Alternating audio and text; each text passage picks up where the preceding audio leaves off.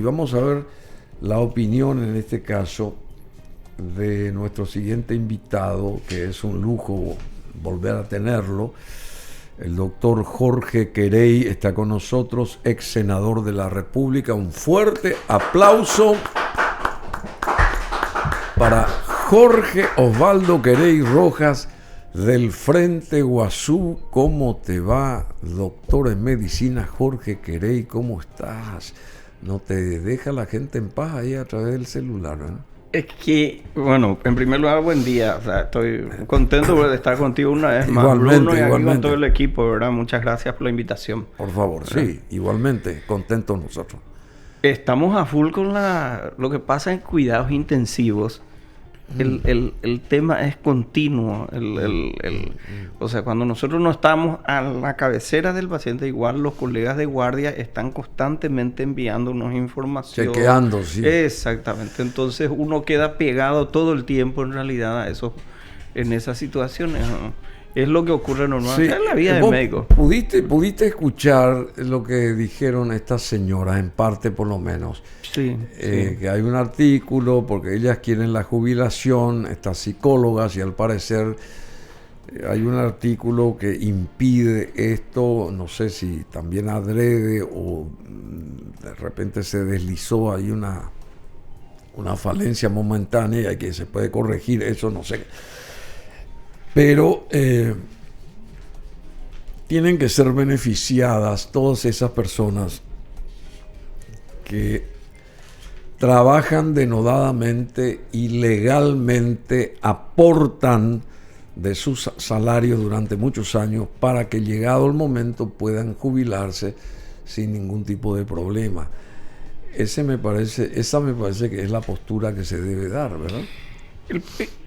Hay un problema que creo que es importante comprender en la función pública, y a mí me tocó conocer desde adentro al monstruo, vamos a llamarlo, ¿verdad? Como decía Martí, ¿verdad? Pero fíjate una cosa, hay una cuestión que hay que entender. En primer lugar, es que los salarios y las jubilaciones en realidad están puestas como factor de ajuste financiero o como factor de ajuste político. Entonces, como factor de ajuste financiero, los problemas de la gestión del dinero, de los recursos aportados, mal gestionados, corrupción, mal inyectados, bajas tasas de interés de retorno, etcétera, etcétera, ¿verdad? En beneficio del sector financiero, ¿verdad?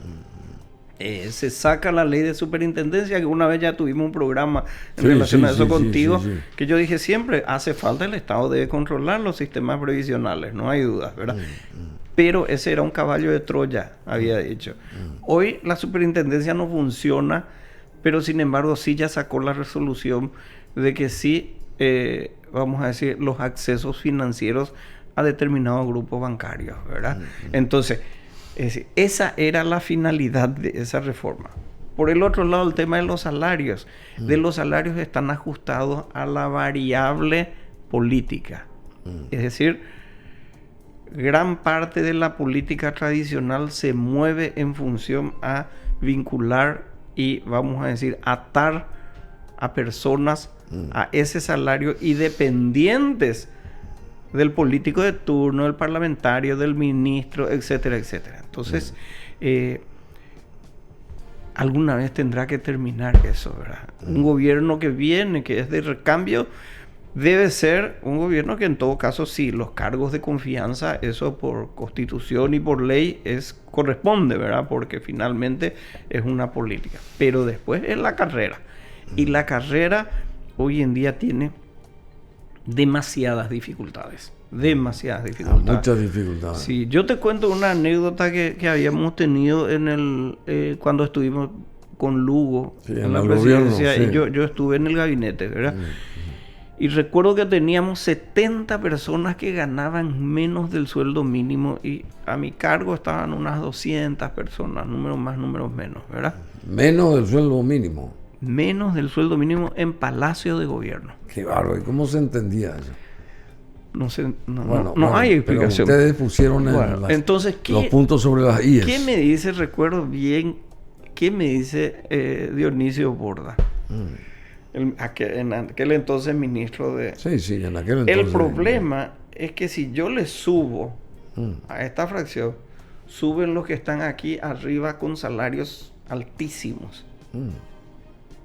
Y ahí el presupuesto no aguanta. Entonces ahí viene una cuestión muy perversa, que son todos esos pluses que se le agrega al salario para alcanzar un nivel, ¿verdad? Nosotros hicimos un proceso de alcanzar eso, ¿verdad? Que nadie puede ganar menos del mínimo y nadie puede ganar más que el presidente de la República. O sea, esos son los extremos que hay que tener en cuenta. Hay casos en particular, no sé, me imagino que a un ingeniero que maneja las turbinas de Itaipú seguramente se le deberá pagar seguramente un monto mucho mayor, porque a nivel mundial se requiere mucho ese nivel de calificación, ¿verdad? Ese tema de Itaipú es un tema que hasta ahora nadie entiende, porque en 13 meses, en 13 últimos meses, incluyendo ahora, en un año y un mes más, 13 meses, Itaipú manejó secreta, cerradamente, $184 millones y repartió aquí y allá, y nadie controla eso. Es la caja política. La Contraloría General del Estado no tiene acceso ahí. Es la caja política. Entonces, es una cosa increíble. En cambio, en el lado brasileño, todo se verifica, ¿verdad? Uno entra ahí, ¡pac!, aprieta un botón y sabe qué pasó con tal monto, con tal otro. Y en el lado paraguayo eso no. La respuesta, no eso se revirtió, se había revertido, Bruno, en aquel entonces. Sí. Porque, es decir, el dinero que estaba en Itaipú tenía que obligatoriamente ser incorporado al presupuesto de gastos de la nación. O sea, es decir, sí, no puede ser discrecional el ¿Y uso de por qué ahora se maneja totalmente entre cuatro paredes? Porque se escuda en una cuestión muy loca, es eso, porque se escudan en la cuestión de que es un ente binacional, que no es del Estado paraguayo ni es del Estado brasileño, es un ente autónomo. O sea, una cosa extraña.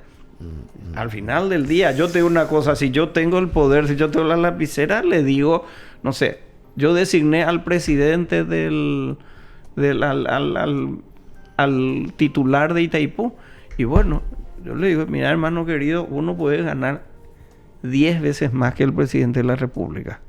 No podés ganar. Pero por otro lado, se tiene, ya que mencionaste 2 veces ya lo que gana el presidente, o sea, ni siquiera numéricamente, sino que nadie puede ganar más, que estoy de acuerdo contigo, pero el presidente de la República, creo, y los anteriores ganaban algo así como 25, 30 millones, no sé 35 millones, 40, bueno, pero manejan, o en este caso el actual presidente, maneja $1.800 millones año.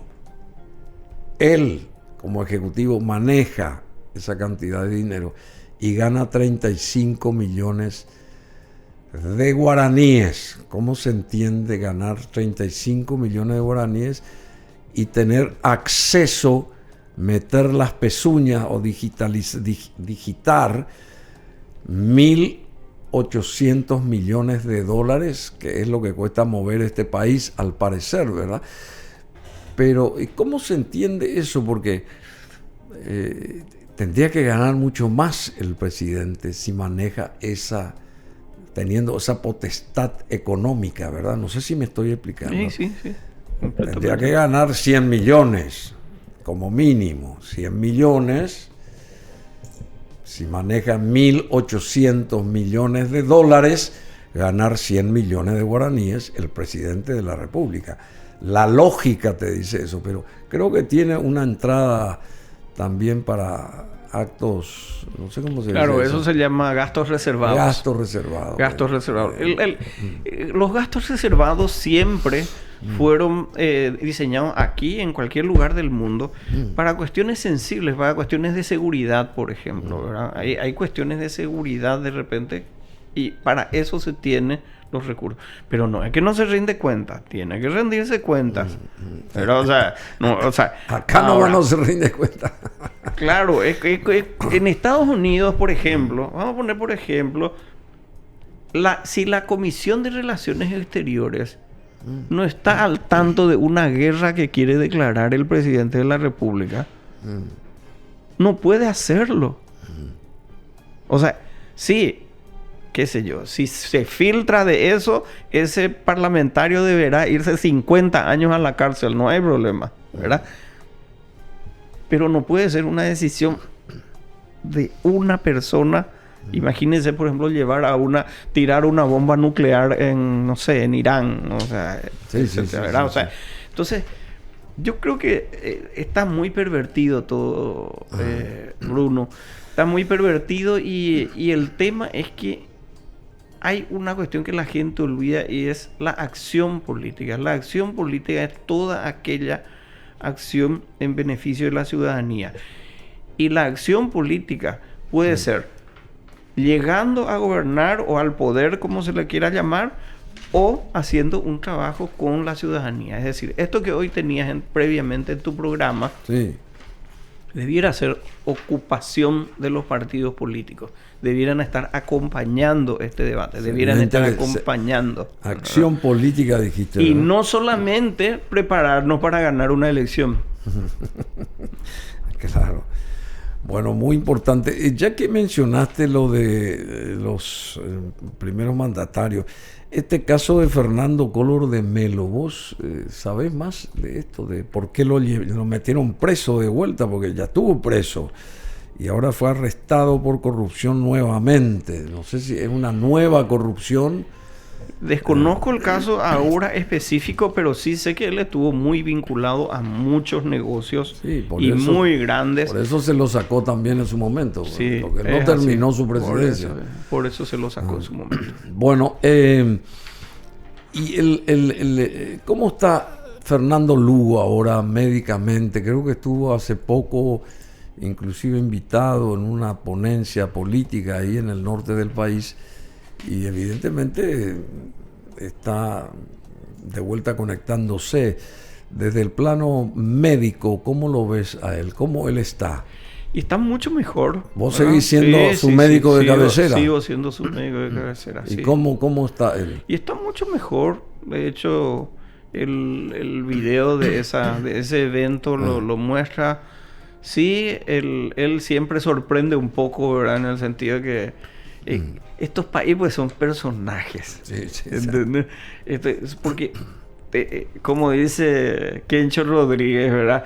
El problema pues que ellos tienen línea directa con Yandeyara. Entonces hablan ya directo. Claro, entonces ¿cómo podés competir con ellos? ¿Verdad? Entonces es muy difícil. Pero, a ver, él es una persona muy disciplinada. Yo siempre digo, tiene tres cosas muy importantes para cualquier persona. Primero, tiene una vida espiritual muy intensa. Más allá de todo lo que se le pueda criticar, las cosas que pudieran criticarse como ser humano, etcétera, etcétera, él es una persona con una vida espiritual muy potente. Segundo, es una persona muy metódica. Y tercero, es una persona muy disciplinada. Él hasta hoy sigue haciendo su rehabilitación. Lo metódico no es similar a lo disciplinado. Está muy vinculado, pero sostener esa disciplina es casi igual, vamos a decir. Solo que es mantener el método durante el tiempo determinado o el tiempo que sea necesario. Entonces, él tiene esas características muy peculiares, ¿verdad? ¿Ustedes lo tienen en cuenta políticamente a él todavía? Para mí sigue siendo una referencia muy importante. Y de hecho, si la gente escucha el video que se grabó, lamentablemente el equipo de sonido no era muy bueno. Por eso no estamos poniendo. Allá localmente se escuchó muy bien, ¿verdad? 6 minutos habló. Y su mensaje fue así, siempre muy humanista. No fue un mensaje, vamos a decir, sobre el poder, sobre la política, etcétera, etcétera, ¿no? Sino nos recordó un poco sobre lo que tiene que ser la acción política y por qué uno está en la política, ¿verdad? Y bueno, y sigue siendo el referente. Yo no sé, probablemente no tenga posibilidades de hacer militancia como antes, de irse de aquí para allá, etcétera, etcétera, de entrar a un debate, etcétera, pero estimo que oportunamente... Pero es un libro de consulta. Es un libro de consulta. Todavía, ¿verdad? Sí, señor. Bueno, y la situación actual del progresismo, querido Jorge Querey, es importante. Jorge Querey, en lo personal, yo creo que es una persona que, valga la redundancia, que más allá que se lo quiera o no por su facción política en la que está, es una persona que tiene una visión genérica de las cosas, muy inteligente, muy actualizada. Y yo querría que inclusive estuviera entre los candidatos a presidente de este país alguna vez, Jorge Querey, porque él va a poder sacar las castañas del fuego y saber conducir la nave madre.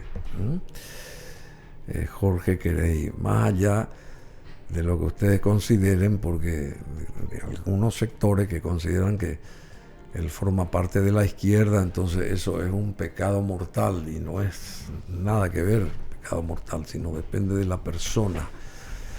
Y él es muy amplio, Jorge Querey, y yo lo respeto mucho. Siempre dije eso. Bueno, médicamente él es terapista intensivista, neuromotociología. Bueno, es un poco difícil a veces. Y tiene un masterado en gerencia pública de gobierno, doctor en medicina, especialización en cuidados intensivos, cardiovasculares. También es importante todo eso. Bueno, y tiene una dilatada carrera profesional y es muy respetado en ese aspecto también. Jorge Querey, ¿cómo está el progresismo en Paraguay con miras a esto que se aproxima el año siguiente, el 2026, el 2028 también? ¿Cómo está el progresismo? ¿Se agrandó el progresismo? ¿Se achicó? ¿Están ustedes medio en terapia intensiva? ¿Cómo definiría eso? Yo creo que inmediatamente después de las elecciones del 23, el progresismo quedó bastante golpeado, vamos a llamarle, con respecto al peso electoral que teníamos, etcétera. Y muchos factores se unieron para eso, ¿verdad? O sea, creo que una vez ya lo analizamos en una oportunidad, ¿verdad? Pero al margen de eso, ahora están ocurriendo algunas cosas muy interesantes en el progresismo, pero no solo en el progresismo, en la oposición también. Sí, claro. En este momento hay, desde mi punto de vista, 3 reagrupamientos muy interesantes, ¿verdad? Uno es el ya conocido, vamos a decir, de la coordinación esta de partidos que tienen representación parlamentaria, etcétera, etcétera, y reagrupa un poco, y le incluye al PLRA. Unidos por Paraguay y Unidos por Asunción. Exactamente. Hay dos poco por ahí, grupos, ¿verdad? Ese es un polo de reagrupamiento. Y en el progresismo tenemos 2 polos de reagrupamiento, ¿verdad?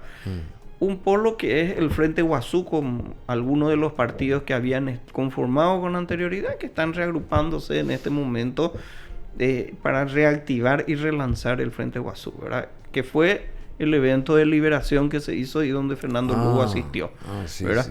Ese fue un inicio, un reinicio. Y el segundo ámbito de reagrupamiento es algo que no tiene presencia pública todavía por el momento, que se llama articulación popular, se llama.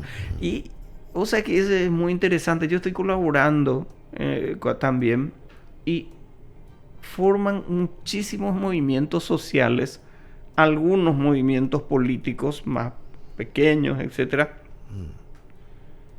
católicos, organizados en comisiones, etcétera. Es decir, es una participación más horizontal, ¿verdad? Es una participación más, como se le suele llamar, desde la base, vamos a decir.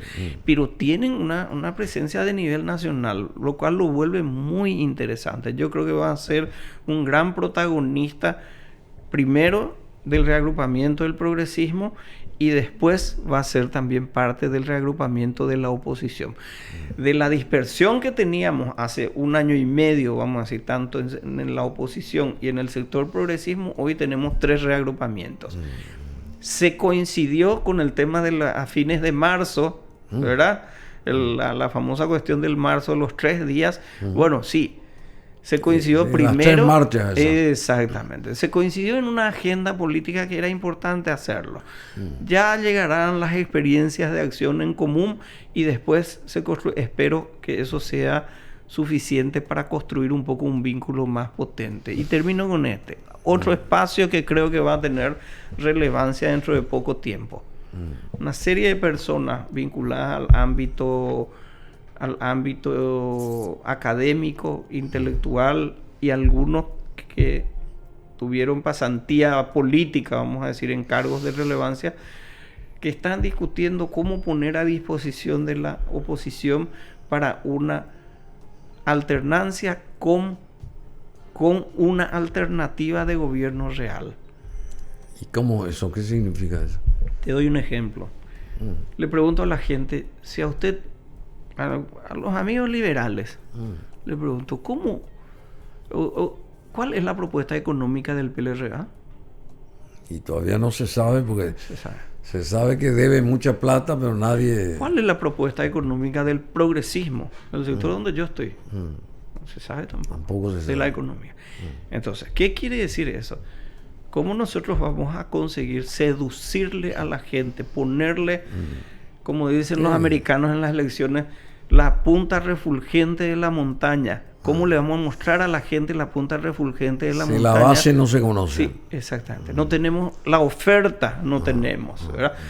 Y que es lo fundamental. Un colega periodista me dijo, bueno, pues eso no te da votos, me dice. Todavía no te da votos. Sí, pero a los que nos renunciamos a hacer política con contenidos decimos, y eso ustedes los comunicadores manejan muy bien, el nuevo relato y las nuevas consignas surgen solamente de hacer un proyecto en serio, bien estructurado. Es lo que se necesita. Donde le digamos a la gente, donde no tenga flancos. Si yo hago esta propuesta económica, si yo digo, tenemos que apoyar al sector industrial. Cumplir fuertemente. Eso. Cumplir y eso. La plata la vamos a sacar de este lugar, vamos a sacar la plata para apoyarles. No va a ocurrir lo que ocurrió al salir de pandemia, que diferentes sectores tuvieron apoyos y el sector industrial, cero. Sí, claro. Cero apoyo. Entonces hay que decirle a los industriales, señores, nosotros estamos en condiciones de apuntalar un apoyo. 500 millones de dólares en 2 años. De aquí va a salir este dinero. Nuevos mercados. Estos mercados vamos a gestionarlos.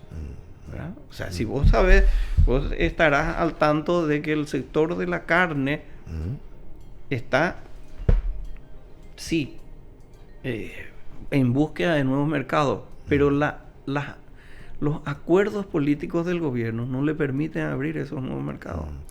Y por eso hasta ahora no se tiene el famoso Instituto de la Carne, no se ponen de acuerdo.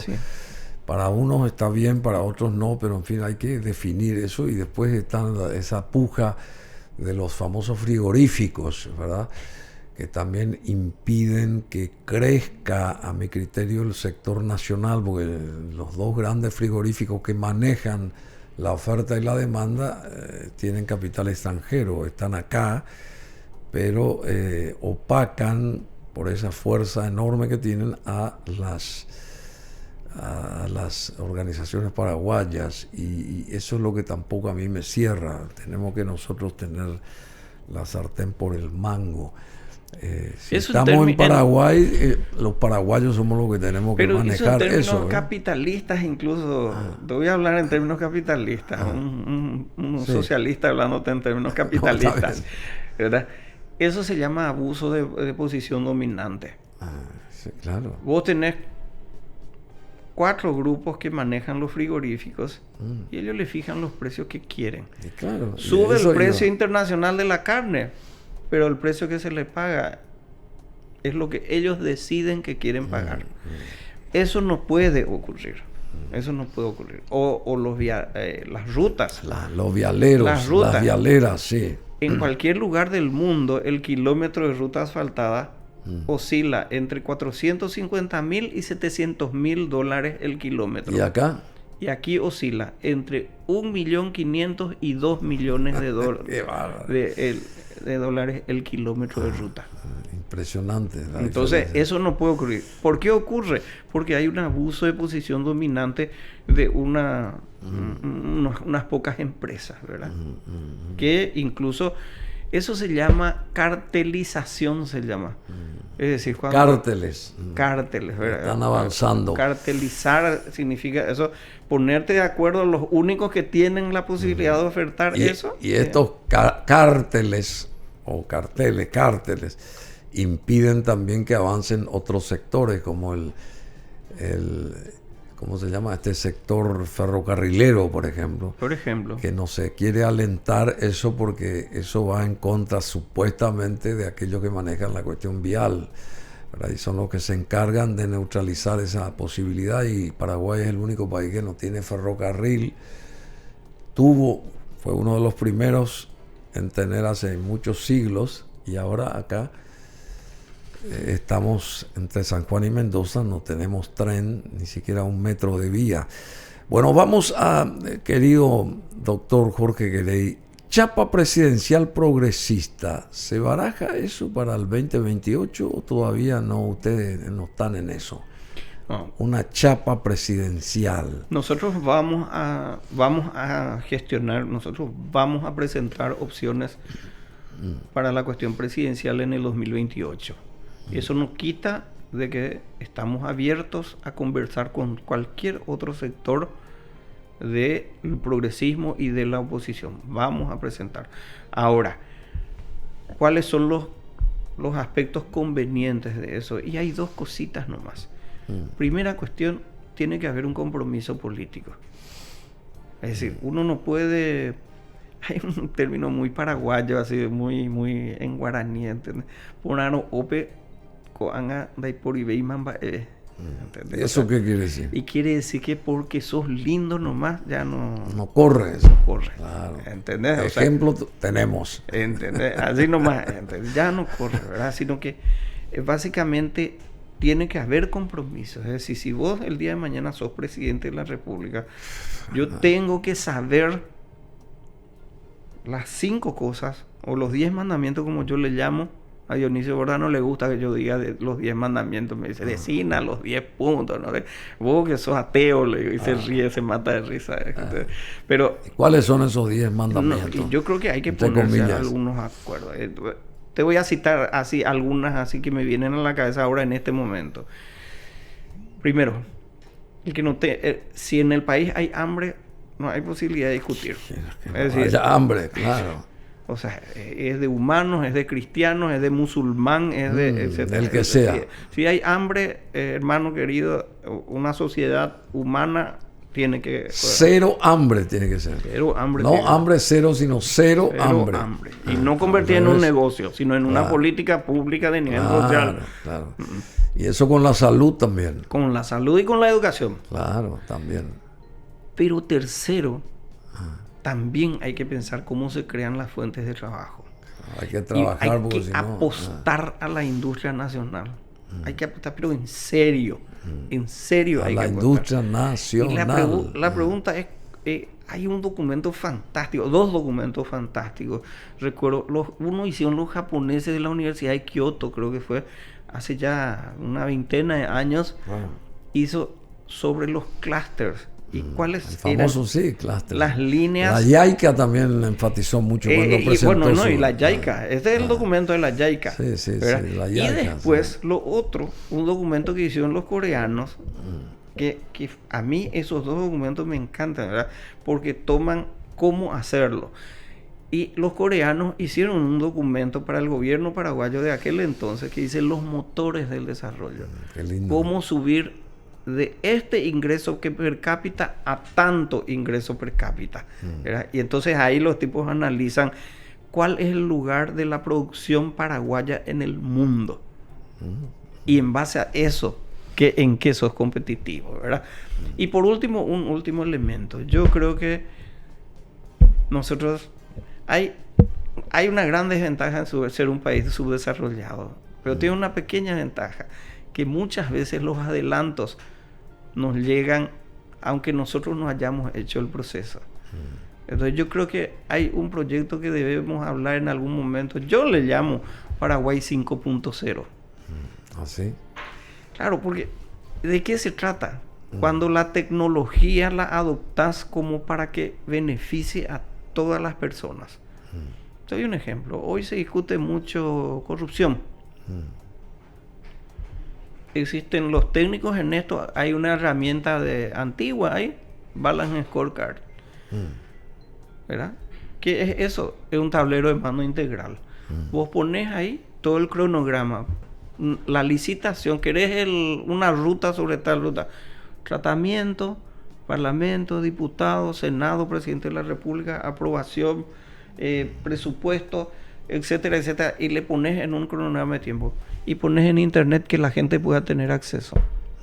Claro, que tenga acceso la gente, pero que también en su fase constructiva se controle eso en calidad. Y eso, ¿sabes qué? Ese eso tablero... te pueden poner una hostia finita ahí y pero vos sabes que tiene la China, la cuestión vial. Es muy interesante porque se prenden unas luces de alarma cuando se incumplen claro. lo que está parlando.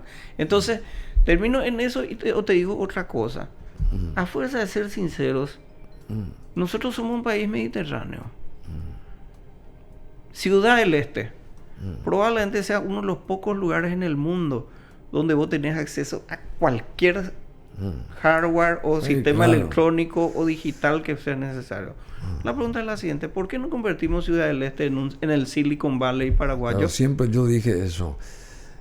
Potenciar su aeropuerto, potenciar las rutas, llevas una universidad tecnológica, internet de alta velocidad, vivienda para estudiantes, etcétera, y sistemas de premiación, juegos electrónicos, jueguitos, los famosos jueguitos de roles y todo ese tipo de cosas. Millones de dólares mueve anualmente. Sí.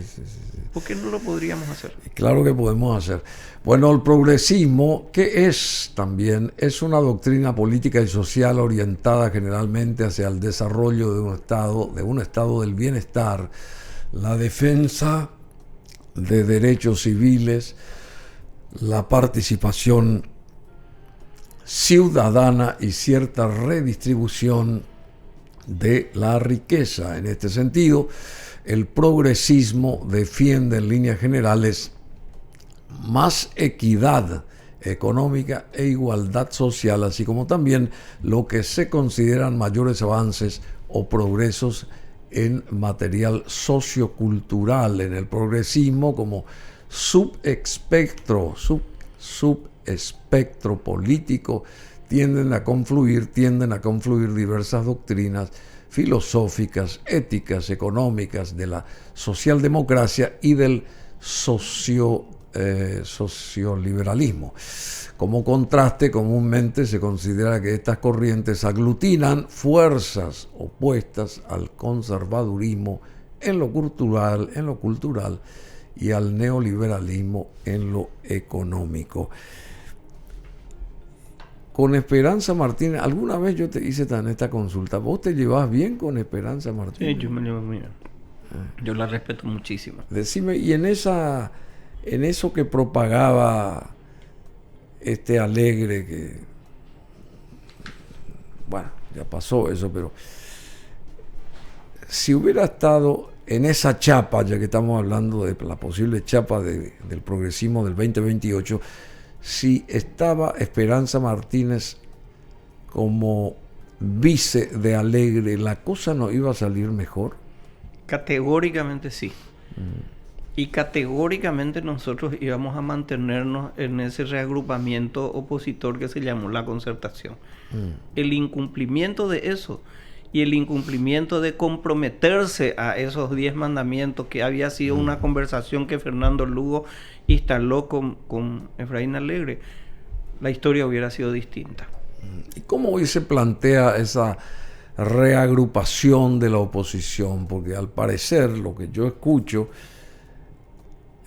no tengo todavía una cuestión acabada, una síntesis de esto, pero como que siguen repitiendo los errores pasados, de cómo reagruparse de la misma manera, o sea, tratando de que alguien, o sea, de que sean personas físicas las que jueguen ese rol de ser el puntal de una reorganización y no los proyectos, que es lo que la gente anhela, apetece y necesita, porque el proyecto para que algo salga de la normativa, porque si siempre nos tropezamos con la misma piedra y hace 30 años de esto y más, vamos otra vez a hacer lo que reza este último título del libro que lanzó recientemente aquí Voxia, que dice que va otra vez volver a ganar el Partido Colorado. No sé si me estoy explicando. ¿Cómo se puede hacer una cuestión distinta, diferente, criteriosa, con todo lo que se supone que se aprendió, ¿verdad? Para no cometer otra vez, pisar las mismas cuestiones que llevaron a la falencia, qué sé yo, a unir tantas falencias para desarticular la cuestión, ¿cómo se llama?, de la oposición, ¿verdad? Llegado el momento, porque si repetimos los mismos errores y si nos damos cabida, a la gente que realmente nos puede ser útil en el sentido, yo me acoplo a ustedes ahora, en el sentido de tener la bandera, tomar la posta y la bandera, se va a caer en la misma trampa de vuelta, querido Jorge Querey. No sé, yo estoy viendo la cosa de vuelta así, no hay, no sé, falta sustento, no sé qué es lo que falta, pero eso no quiere decir que una persona no pueda aglutinar, porque también faltan referentes que tengan, o ya están cansados estos referentes, como que siempre es la misma cosa y los usan y los desechan y no sé si surge gente nueva también, que yo creo que hay mucha gente nueva y no son escuchadas o no tienen tienen que hacer ese golpear puertas para hacerse conocer y qué sé yo, pero se sabe que tienen integridad, que tienen vocación, que tienen fortaleza, que tienen un montón de cosas. Acortar esa distancia, vení vos acá, plantate en ese escenario, hacete conocer. No sé si me explico. ¿Cómo se logra ese cambio? Una palabra reusada, regastada, pero el cambio para motivar también a la gente que puede llegar a apoyar eso, porque la gente necesita motivación, pero no de siempre la misma campana o siempre la misma gente que se reúne para, como vos decís, cuando llegan las elecciones y después ¿dónde está el resultado? ¿Cuál es el cambio? ¿Cuál es la diferencia? No sé si me hice entender, más o menos. Sí, claro. Mira, a ver, fíjate que hay dos cuestiones a tener en cuenta. Uno es que desde hace 30 años más o menos, y eso a nivel intelectual se habla mucho de eso, se produjo una crisis de representatividad de los partidos. De los partidos, de los políticos y de la política. Es decir, el ciudadano no se siente identificado con esa gestión que se llama política, con esas personas que están ahí, que son los políticos, y con esas estructuras que son los partidos. No se siente identificada. Tienen una agenda distinta a lo que la gente, la ciudadanía tiene. En primer lugar, hay que incorporar a esa ciudadanía protagónica y concreta con respecto a construir una alternativa. Segundo, lo que hay que hacer es lo que te decía hace rato, lo otro, que creo que estamos dando unos pasos con un equipo muy interesante, muy interesante, en el sentido de hacer una propuesta que tenga un nuevo relato. Si vos te fijas, cuando en la época de Alfredo Stroessner había un relato. Es decir, era el discurso, qué sé yo, estar en contra de Stroessner, etcétera, etcétera, el autoritarismo, etcétera, el militarismo, etcétera. Pero aparte de eso, se tenía la convicción de que desplazado a Stroessner íbamos a estar mejor. ¿Y estamos mejor? Yo creo que en estos años... En 36 años, ¿se está mejor que antes? Y yo creo que en términos de democracia, esta fue una democracia totalmente limitada, y creo que se hizo un cambio para no cambiar muchas cosas. Gatopardismo se llama eso. El gatopardismo famoso. Entonces, lo que tenemos que evitar es eso. Entonces, si vos tenés algo que ganó consenso en el sentido del proyecto, de que vos, aquí nuestro amigo esté convencido, a las puchas, pues realmente qué gusto daría vivir de esa manera, esa nueva manera de vivir, ese nuevo país donde con estas cositas. Cuando te vas al exterior vos percibís eso. Hasta para cruzar la calle vos te volvés disciplinado inmediatamente y vos decís, ¿por qué no podemos hacer esto allá en Paraguay? ¿Por qué para cruzar la calle tener ese cuidado? Bueno, generar consenso alrededor de eso. Entonces, ahí vamos a lo que vos planteabas. Tienen una gran virtud los grandes liderazgos, que son capaces de generar una motivación colectiva muy grande alrededor de sí mismos. Pero están sujetos a lo bueno o lo malo que tenga ese liderazgo potente. ¿Verdad? Entonces, si nosotros tuviéramos un proyecto de país que le interesa a la gente, que está convencida a la gente, nosotros no buscaríamos un Mesías. ¿Qué es una propuesta? ¿Qué significa una propuesta? Concretamente, una propuesta. La gente quiere propuestas y que se cristalicen las propuestas, ¿verdad? Llegado el momento. ¿Qué es una propuesta? Así sintéticamente nomás, porque ya tenemos una conexión internacional. Termino un poquito un renglón, lo otro que te decía. Entonces lo que vamos a buscar no es un Mesías. Lo que vamos a buscar es una persona en quien depositamos, Señor, esto es lo que hay consenso en la ciudadanía. Usted está dispuesto a llevar a cumplimiento esto.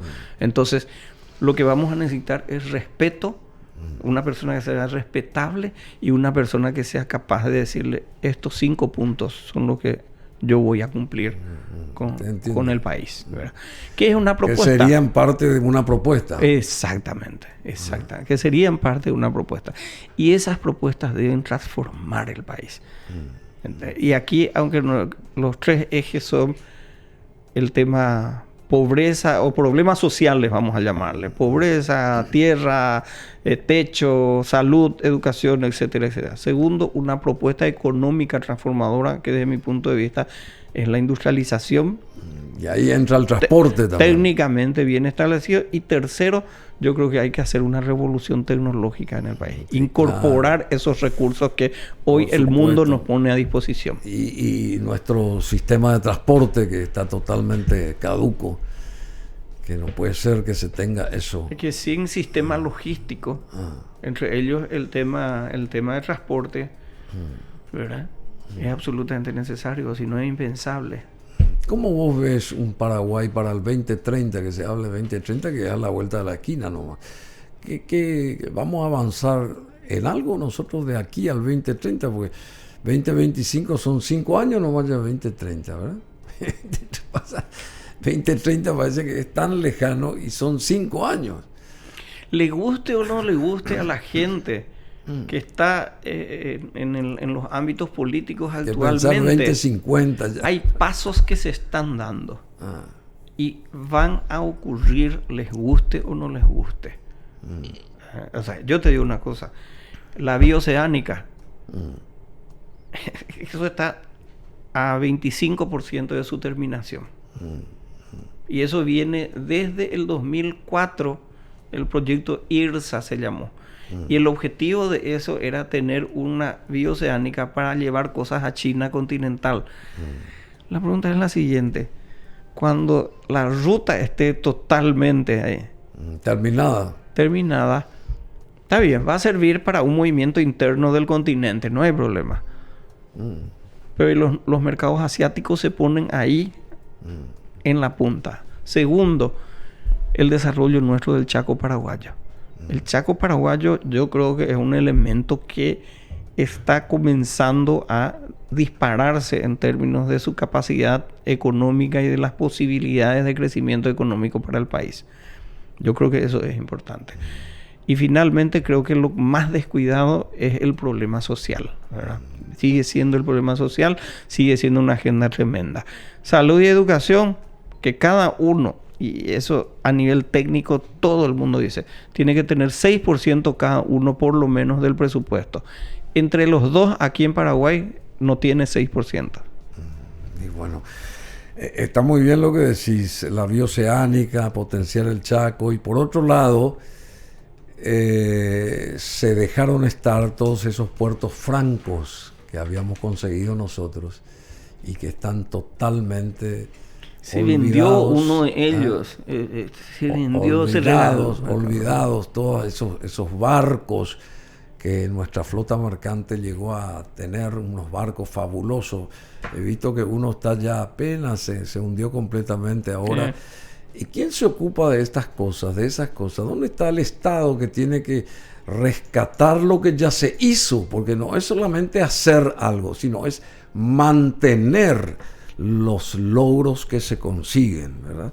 Porque si vos haces una casa, ya hice mi casa, y te echas a dormir, pero en un año, si no tratás de conservar la casa, se te va a agujerar el techo, se va a humedecer la pared, etcétera. No sé si me explico. ¿Sí? Eso en todos los ámbitos y a nivel nación, ¿verdad? Y acá parece que de acuerdo a los periodos presidenciales se hacen las cosas para que se luzca o estos, y lo que se hizo antes o lo que se puede hacer después ya nadie le interesa, sino simplemente es cortoplacista la cosa, y necesitamos nosotros un férreo control, un achicamiento del Estado y saber dónde nos aprieta el zapato. Eso es lo que necesitamos nosotros.